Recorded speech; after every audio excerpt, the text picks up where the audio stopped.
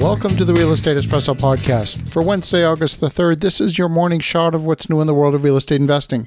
I'm your host, Victor Menashe. On today's show, we're talking about a different form of counterparty risk.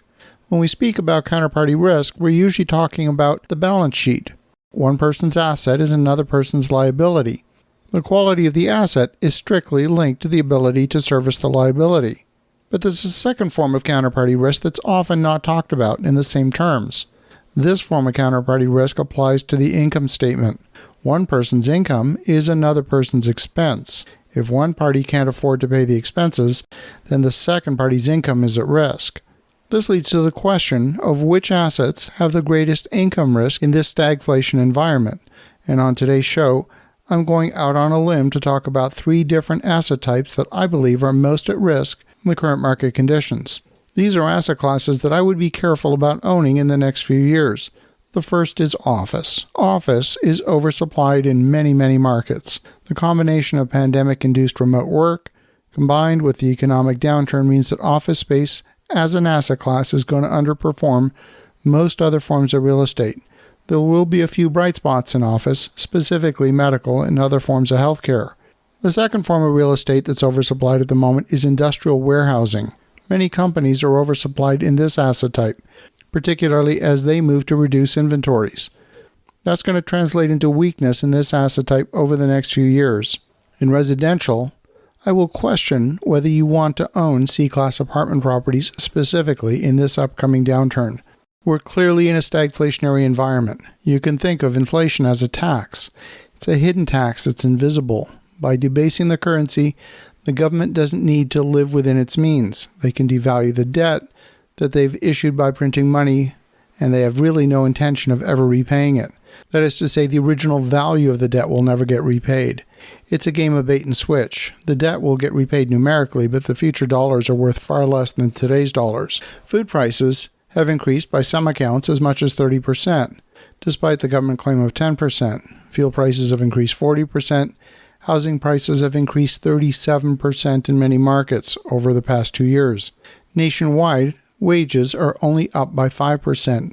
Eventually, things might equalize, but for now, the lowest rungs on the economic ladder are likely to suffer the most. Those at the top of the economic ladder can withstand this bout of inflation. They have the means and the smarts to invest and come out on top. They also can spend from savings and still survive for a long time. Those at the bottom and in the middle will suffer the most. So you want to pay close attention to who your customers are. If your customers suffer, then they will have less disposable income, which means by extension that you will suffer along with them by being directly connected economically to them. Your revenue is their expense. The most recent economic reports for the month of June show that durable goods orders remain strong throughout the month.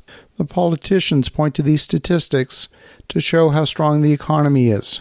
But these orders are being buoyed by high-income people who are displaying inflation-fighting behavior by buying high-value goods before they go up further in price.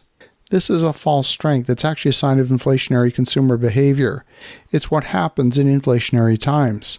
The financial asset bubble over the past few years has caused cap rate compression, which means that lower quality assets have been bid up in price by those in search of yield.